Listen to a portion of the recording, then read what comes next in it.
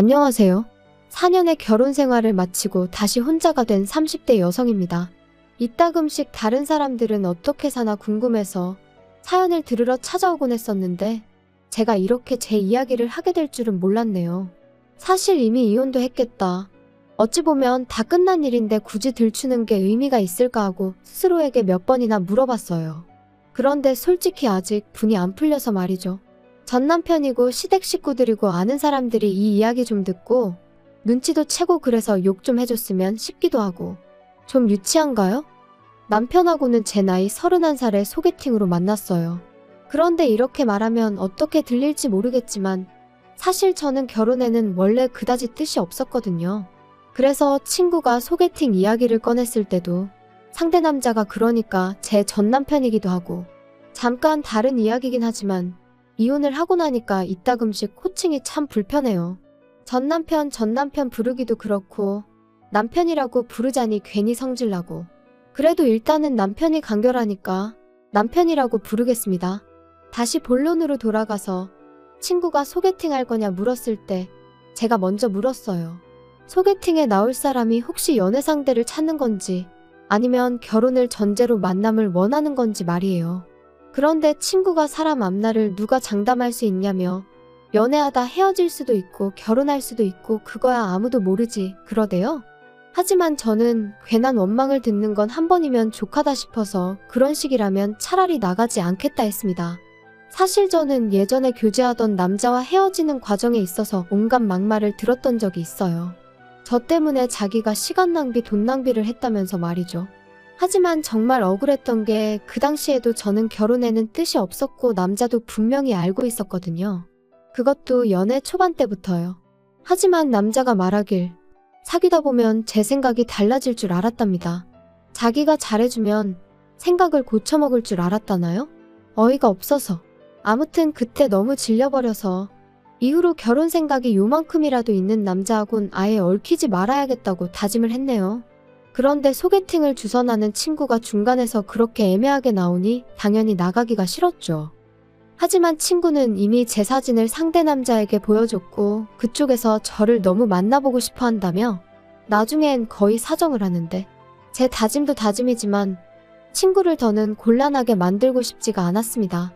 그래서 그럼 그냥 밥이나 한 끼 먹고 온다 생각하고 나갔다 오겠다니까 정말 고맙다고. 그래서 마침내 남편과 만나게 되었네요. 남편은 저와 마찬가지로 회사를 다니는 평범한 직장인이었어요. 특출난 매력은 없었지만 대화를 나눠보니 사람 성격이 전반적으로 둥글둥글하고 모난 구석이 없었죠. 가끔 실없는 농담을 던지는 게 조금 거슬리긴 했지만 그것도 알고 보니 어떻게든 저랑 좀 더 같이 있으려고 나름대로 한 노력이었다는 걸 알게 되었을 땐 좀 감동이기도 했고. 하지만 몇 번 대화를 나눠보니 남편은 나이가 나이였던 만큼 역시나 결혼 상대를 찾고 있다는 걸 알게 되었고 저는 그게 아니었잖아요. 그래서 결국 그렇게 두어 달쯤 만남을 이어가다가 제가 이쯤에서 그만 만나자 했어요. 계속 만나봤자 서로한테 좋을 게 없을 것 같다고요. 그런데 남편이 저한테 도대체 왜 결혼의 뜻이 없냐는 거예요. 그래서 저도 솔직하게 털어놓았어요. 평범한 가정에서 사랑을 많이 받고 자랐지만 어째서인지 나는 좋은 부모가 될 자신은 없다. 그래서 아이 생각이 없다. 그리고 아이를 키울 것도 아닌데 굳이 결혼을 해야 하나 싶다. 뭐 대충 이렇게 얘기했던 것 같아요. 그런데 한참을 듣고 있던 남편이 자기도 솔직히 말하겠다더니 자기는 아이를 못 갖는답니다. 20대 때 사고를 당해서 아이를 가질 수 없게 되었다고요. 그러면서 그러니까 오히려 잘 되지 않았냐고. 우리 둘 다 서로만 바라보고 살면 된다 하는데 솔직히 친정에서는 제가 하루빨리 좋은 사람을 만나 시집을 가기를 바라셨어요. 짐작컨대 저희 부모님도 일단 어떻게든 제가 시집부터 가면 가서 살다 보면 마음이 바뀌지 않겠나 싶으셨던 거겠죠. 그리고 자식된 도리로서 죄송스러웠던 것도 사실이에요. 그러니 이런저런 상황을 고려해봤을 때 남편하고 결혼해도 괜찮겠다 싶대요.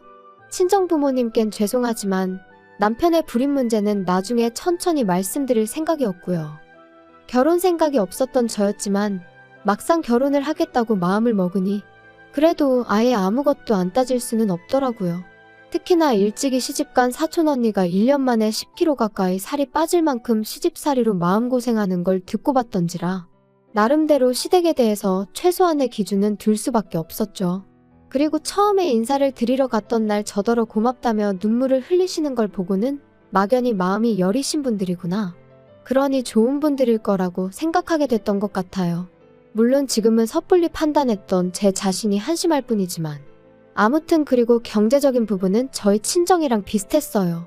그래서 한동안은 여러 가지로 좋은 시댁을 만났다고 생각했습니다. 남편보다 3살 많은 형, 그러니까 아주버님이 이혼을 하기 전까지는요. 저희 부부가 결혼한 지 1년쯤 되었을 때 아주버님과 형님이 이혼을 하셨어요.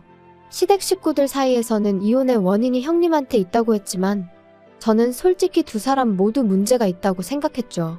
왜냐하면 제가 듣기론 아주버님이 결혼한 지 2년 만에 외도를 하셨고 그걸 알게 된 형님이 이후로 술에 의존하게 되었다 들었거든요. 그리고 언젠가 형님이 하소연하기로는 자기는 어떻게든 참고 살아보려고 했다. 그런데 애아빠, 그러니까 아주버님이 자기를 여자로 봐주질 않더랍니다. 게다가 형님이 참고 살려는 이유는 시조카들 때문이었다는데 아주버님은 형님이 어디 가서 무슨 재주로 벌어먹고 살겠냐고, 그러니 막말로 지가 안 참으면 어쩔 거냔 식으로 걸핏하면 형님을 무시했나 봐요. 아무튼 부부 사이의 일은 결국 부부만 아는 일이라지만 결국 형님의 알코올 중독이 심해져서 아주버님이 양육권을 갖게 되고 그렇게 이혼을 하게 되었습니다. 그래도 초반에는 큰 문제는 없었어요. 아주버님이 시조카들을 데리고 시부모님과 함께 살기 시작했거든요. 그래서 평소에는 시부모님이 시조카들 양육을 도와주셨고 일 없는 주말에는 아주버님이 도맡아서 한다 들었죠. 그리고 저는 저대로 남들이 보통 조카들한테 하듯이 이따금씩 맛있는 거 사주고 어린이날이나 생일이면 선물 하나씩 사주는 정도만 했어요. 그런데 아주버님이 이혼한 지 한 2년쯤 되었을 무렵 만나는 여자분이 생기면서 그때부터 시조카들한테 좀 소홀해졌나 봐요. 그리고 그 부담이 저에게 올 줄은 꿈에도 몰랐네요. 결혼하고 제가 어머님한테 그래도 감사했던 건 그다지 먼 거리가 아니었음에도 불구하고 필요 이상으로 저를 부르신 적이 없으셨다는 거예요. 그런데 아주버님이 데이트를 시작하면서 주말에도 어머님이 시조카들을 보게 되는 상황이 잦아지셨고 어머님도 연세가 있으셨으니 시조카들, 그것도 5살, 7살 남자아이들을 혼자 보시는 게 쉽지는 않으셨을 테지요. 하지만 그래도 그렇지. 언젠가부터 하루가 멀다 하고 저를 부르기 시작하셨습니다. 퇴근했니? 뭐하니? 애들이 작은엄마 보고 싶다고 난리네. 그리고 저도 처음에는 그래. 어머님 말동무도 해드릴 겸 좀 도와드리고 오자고 좋은 마음으로 시댁에 들리곤 했었거든요. 거짓말이 아니라 평일에 한두 번, 주말에 한 번, 그렇게 한 3달 가까이를요. 그런데 저도 사람이다 보니 결국 지치더라고요. 특히나 하도 저녁만이라도 먹고 가라셔서 가면 아주버님이 귀가할 때까지 저를 못 가게 하셨는데 창살 없는 감옥이 바로 이런 건가 싶었죠. 그뿐만이 아니었습니다. 시조카들한테는 계속해서 작은엄마가 와서 너무 좋지? 작은엄마랑 같이 하니까 너무 좋지? 작은엄마랑 다음엔 어디 가자고 할까? 이게 겪어보지 않은 사람은 이해가 안 될 수도 있는데 정말이지 너무 부담스럽고 나중엔 그냥 뭐라고 표현을 할 수가 없어요. 말 그대로 정말 미치겠더라고요. 심지어 한 번은 새벽 2시인가? 큰애가 아프다면서 일을 어쩌면 좋으냐고 저한테 전화를 하셨습니다. 남편도 아니고 저한테 말이죠. 그래서 제가 아주버님은 어디 계시냐니까 아주버님은 애인이랑 캠핑 갔다고. 너무 열받아서 그 전화 그대로 남편한테 넘겼어요. 그랬더니 나중에 어머님이 말씀하시길 큰애가 그러더랍니다. 작은엄마랑 병원에 같이 가면 나을 것 같았다고요. 물론 저는 지금도 큰애가 그런 말을 했을 거라고는 믿지 않지만요. 아무튼 이러한 일들이 반복되고 저는 도무지 참을 수가 없었습니다. 그래서 남편에게 어머님한테든 아주버님한테든 확실히 이야기를 좀 해줘. 왜 자꾸 나한테 뭘 기대하시는지 모르겠네. 좀 이해 좀 해줘라. 어머니 입장에선 며느리라고 너 하나니까 그렇지. 그리고 솔직히 한 가족인데 서로 좀 도와가며 지내야지. 어떻게 딱 선을 그냐? 게다가 생각을 좀 해봐. 형이 일단 그 여자랑 빨리 결혼을 해야 너도 우리 어머니도 자유의 몸이 되는 거야. 그러려면 협조를 좀 해줘야지. 두 사람이 결혼해서 내가 자유의 몸이 되기 전에 화병으로 죽을 것 같다니까. 야, 무슨 말 같지도 않은 소리를 하냐 너는. 솔직히 어머니랑 비교하면 네가 뭘 얼마나 했다고 그러냐. 고생은 우리 어머니가 다 하고 계시지. 지금 그게 할 소리야? 너무 빡빡하게 따지지 마라 좀.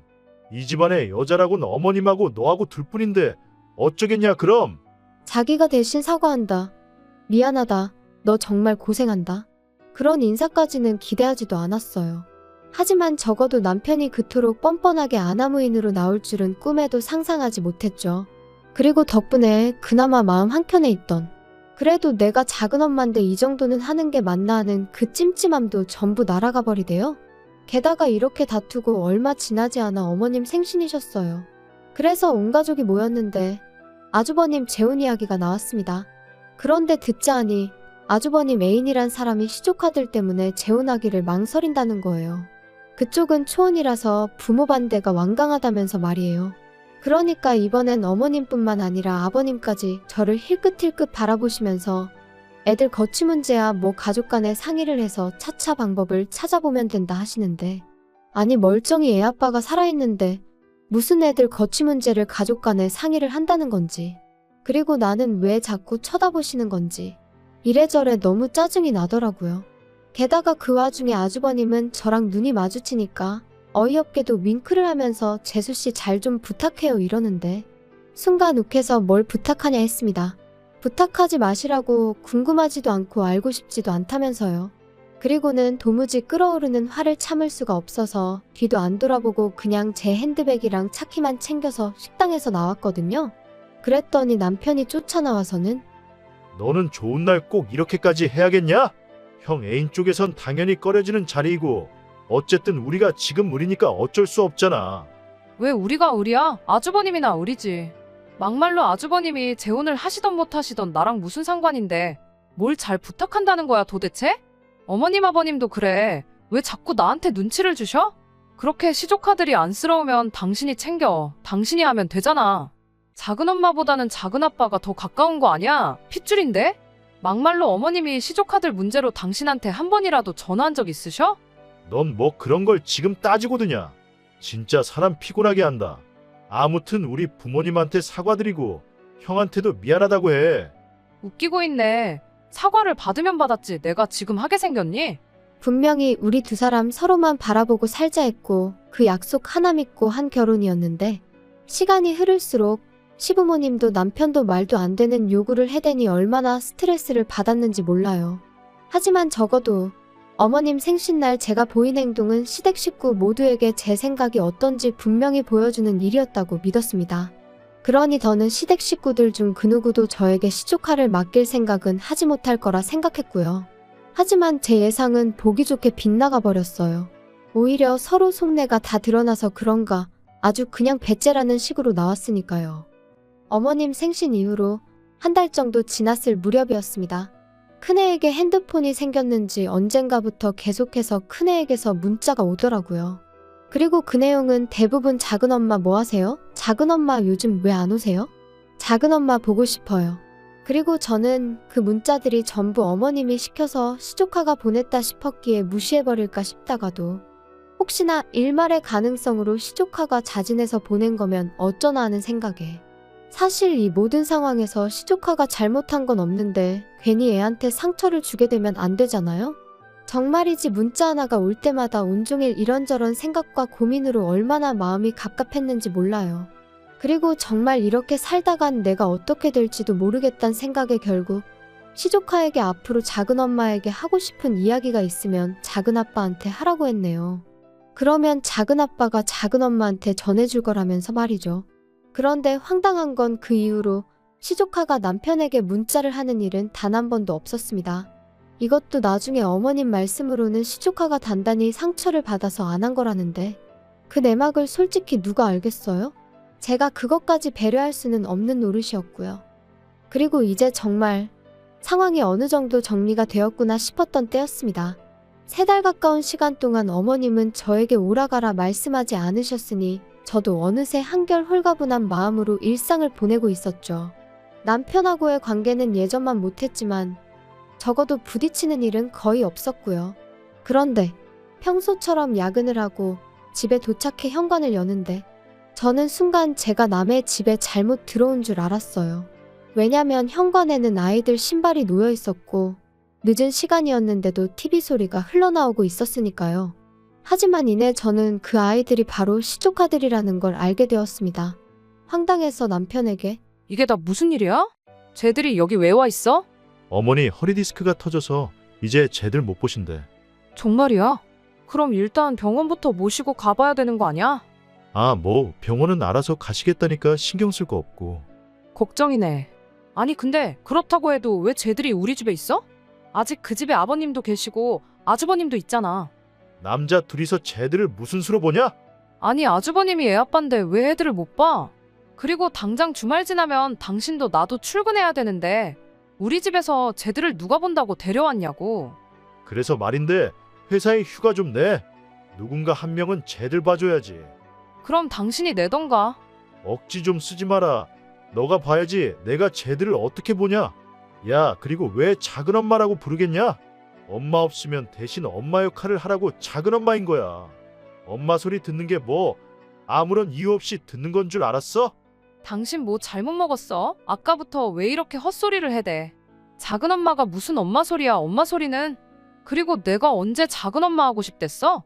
작은 엄마가 무슨 벼슬도 아니고 웃기지도 않네, 진짜. 하지만 남편은 좀처럼 고집을 꺾지 않았고 정말이지 이런 식으로 나가다간 제가 시조카드를 떠안게 생겼다 싶더라고요. 그래서 저는 이튿날 새벽 남편과 시조카들이 아직 잠에서 깨지 않았을 때 제 짐만 챙겨서 친정으로 향했습니다. 솔직히 집을 나오면서도 내가 뭘 잘못한 것도 아닌데 왜 이렇게 나와야 하나 싶었지만 동시에 어물쩍거리다 시조카들하고 마주치면 또 거기다 뭐라고 설명을 해야 할지도 모르겠고 아이들한테 저희 부부가 큰 소리 내는 걸 보여주고 싶지도 않았고요. 그래서 일단은 집에서 나왔어요. 친정에 도착한 지 1시간쯤 지나니까 남편에게 연락이 왔습니다. 어디냐 묻길래 친정이라고. 시조카들 문제 해결할 때까진 난 친정에서 지낼 테니 그런 줄 알라 했죠. 그랬더니 남편이 한다는 말이 저더러 왜 이렇게 인정머리가 없냐는 거예요. 그리고는 다른 사람들은 생판 모르는 남도 데려다 키우던데 너는 뭐가 문제야? 넌 모성애라는 게 없냐? 네가 그러고도 여자야? 진짜 정 떨어진다. 그걸 지금 말이라고 해. 모성애고 뭐고 내가 애시당초에 낳을 생각 없다고 했던 거 기억 안 나? 근데 이제 와서 나더러 시조카를 키우라고 하면 내가 그래 알겠어 하고 키울 줄 알았던 거야? 그리고 뭐 여자 맞냐고? 아무렴씨 없는 너도 남잔데 내가 여자가 아닐 리가 있어. 너 지금 말 다 했냐? 너 터진 입이라고 아무렇게나 말하는데 입 조심해라. 당신이 먼저 시작했거든? 그리고 나는 그 작은 엄마 소리 더는 듣기도 싫어. 아주 이골이나. 작은 엄마고 뭐고 나 안 할 테니까 어디 밖에 나가서 하겠다는 여자 있으면 그 여자 시켜. 얼마나 대단한 자리라고 사람을 이렇게 스트레스를 줘 주기를. 저는 제 할 말만 하고 그냥 전화를 끊어버렸어요. 그리고 이후로는 무슨 정신이었는지는 몰라도 남편 말대로 회사에 일단 휴가는 냈습니다. 다만 그리고 나서 유명하다는 이혼 전문 변호사들 몇몇을 만나 상담도 받고 나름대로 전략도 세워보고 누가 그러더라고요. 일단 시어머니 허리가 났을 때까지만이라도 좀 봐줄 수 있었던 거 아니냐고. 근데 그게 그 상황에 처해보지 않은 사람이면 모를 거예요. 시부모님도 아주버님도 그 애인이란 여자한테는 아주 절절매지. 그러니까 그 여자는 자기가 뭐나 되는 거 마냥 저한테 이래라 저래라 해대지. 그런데 정작 애들은 그 여자는 자기들 아빠를 뺏어간 여자라고 생각해서 따를 생각이 없고 말끝마다 작은 엄마 작은 엄마. 그러니까 그 여자가 아주버님과 결혼을 한다면 영락없이 애들 엄마 노릇은 제 몫이고 그 여자는 형님 놀이나 하게 생겼더라고요. 호랩이 될 뻔한 아주버님을 살려준 구세주놀이는 덤이고요. 그리고 제가 무슨 부귀영화를 누리겠다고 그런 꼴을 보게 될 걸 뻔히 알면서 언제 그런 날이 오려나 하고 기다리고 있을 수는 없었죠. 그래서 결국 남편과 저는 이혼을 했습니다. 남편은 남편 나름대로 제가 자기를 모욕했다며 명예훼손이네 어쩌네 해댔는데 부부싸움하다가 막말 좀 한 걸로 명예훼손이 될 리가 없잖아요. 고작 그런 이유로 저를 유책배우자로 몰아갈 수도 없었고요. 그래서 제가 서로 오만정이 다 떨어진 마당에 뭘 질질 끄냐고 그냥 깔끔하게 협의 이혼하고 갈 길 가자 했어요. 그런데 이렇게 되니까 다른 사람도 아니고 아주버님이 저희 이혼을 말리대요? 자기가 다 잘못했다면서? 하지만 곧 죽어도 시조카드를 다시는 안 맡기겠단 소리도 안 하고 설령 그런 소리를 했다고 해도 이미 저희 부부는 깨진 그릇이나 마찬가지였으니까요. 결국 그렇게 남남이 되었습니다. 그리고 저는 이혼하고 얼마 지나지 않아 아주버님과 그 여자도 헤어졌다는 소식을 다름 아닌 어머님을 통해서 듣게 되었습니다. 이게 다 저 때문이라면서 제가 조금만 도와줬으면 될 걸 일을 다 그르쳤네 하시더니 급기야는 저를 고소하겠다고 하셨지요. 그래서 마음대로 하시라고 했는데 지금까지 별다른 소식이 들려오질 않네요. 종이 쪼가리 하나 날라온 것도 없고요. 솔직히 아주 가끔 시조카들 생각이 날 때가 있어요. 그래도 작은엄마 하면서 따르던 걸 생각하면 내가 좀 참을 걸 그랬나 싶기도 하고 아직 제가 매운맛을 덜 봐서 그런 걸까요? 그냥 왜 어른들 때문에 애들이 저렇게 힘든 시간을 겪어야 하나 싶은 게 아무쪼록 아주버님이 그놈의 사랑 타령은 잠시 접어두고 아이들을 먼저 좀 챙기셨으면 좋겠네요.